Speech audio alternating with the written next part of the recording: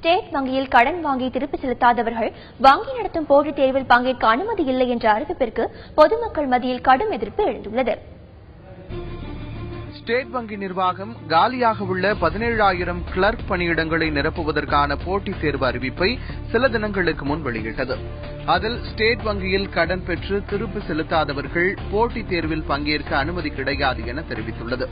வங்கியின் இந்த அறிவிப்பு கடன் வாங்கி படிப்பை முடித்து கடனை நிலுவையில் வைத்துள்ள இளைஞர்கள் மற்றும் பொதுமக்கள் மத்தியில் கடும் அதிர்ச்சியை ஏற்படுத்தியிருக்கிறது. இந்த விவகாரத்தில் அரசு தலையிட்டு உரிய நடவடிக்கை எடுக்க வேண்டும் எனவும் பொதுமக்கள் வலியுறுத்துகின்றனர்.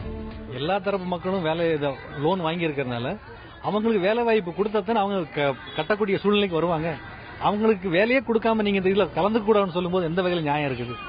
அவன் வேலை இல்லாம எப்படி அவன் கட்டுவான், திருப்பி கட்டுவான்? இது ரொம்ப அநியாயமான ஒரு இதுதான். லோன் வாங்கிட்டு கட்டாம இருக்க தவறு தான். ஆனா அவங்களுக்கு சந்தர்ப்பம் கொடுக்கணும். அவங்க எக்ஸாம் எழுத விட்டுட்டு அவங்களை பாஸ் பண்ணி அவங்க வேலைக்கு போன பிறகு அதை வச்சு அவங்க லோனுக்கு திரும்ப கட்ட ஏற்பாடு பண்ணணும். யாரோ கட்டாம இருக்காங்க, அது தவறு தான். ஆனா இவங்களுக்கு சான்ஸ் கொடுத்துட்டு பயன்படுத்தணும். அவங்கள சான்ஸ் கொடுக்காம பண்றது ரொம்ப தவறு. இதே மாதிரி எல்லாரும் ஆரம்பிச்சாங்கன்னா கல்வி கடனுங்கிறதே மோசமா போயிடும், இல்லாம போயிடும். அதனால பல பேர் பாதிக்கப்படுவாங்க. இதை தவிர்க்கிறதுக்கு கவர்மெண்ட் ஏற்பாடு பண்ணணும்.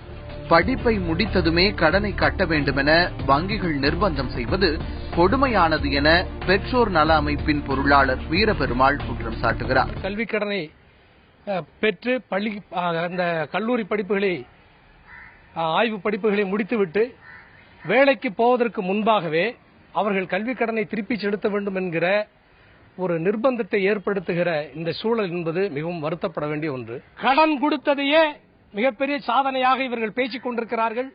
ஆனால் கடன் கொடுத்த வங்கிகள் மாணவர்களையும் இளைஞர்களையும் எத்தகைய துன்பத்திற்கு உள்ளாக்குகிறார்கள் என்பதை இந்த நேரத்தில் நாம் சிந்தித்து பார்க்க வேண்டும். இதை நான் உண்மையாக கண்டிக்கிறேன். இதற்கு மாற்று ஏற்பாட்டை உடனடியாக அரசுகள் செய்ய வேண்டும். கல்விக் கடனை ரத்து செய்ய வேண்டும். ரத்து செய்து இளைஞர்களுக்கான வேலைவாய்ப்பை உருவாக்க வேண்டும் என்கிற கோரிக்கையை முன்வைக்கிறேன். இந்த அறிவிப்பை உடனடியாக ஸ்டேட் வங்கி திரும்பப் பெற வேண்டும் என்றும், இல்லாவிட்டால் போராட்டம் நடத்துவோம் எனவும் அகில இந்திய வங்கி ஊழியர் சங்கத்தின் பொதுச் செயலாளர் வெங்கடாச்சலம் தெரிவித்துள்ளார்.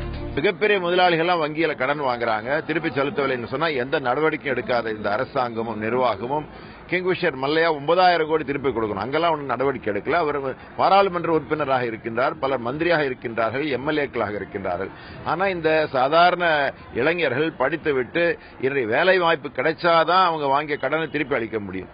ஆக இது மாதிரி மக்களுக்கு எதிராக, இளைஞருக்கு எதிராக, வேலை வாய்ப்பு திட்டங்களுக்கு எதிராக இருக்கக்கூடிய இந்த நிபந்தனையை ஸ்டேட் பேங்க் உடனடியாக இன்றைக்கு வாபஸ் பெற வேண்டும். அவர் எல்லாரும் இன்றைக்கு விண்ணப்பிக்க அனுமதி அளிக்க வேண்டும்.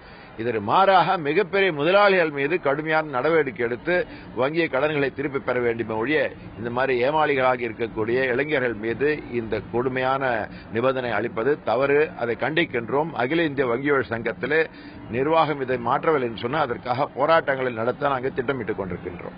தகுதியுடைய அனைவரும் போட்டித் தேர்வில் பங்கேற்கலாம் என்ற அறிவிப்பை வங்கி நிர்வாகம் உடனடியாக வெளியிட வேண்டும் என்பதே அனைவரின் கோரிக்கையாக உள்ளது.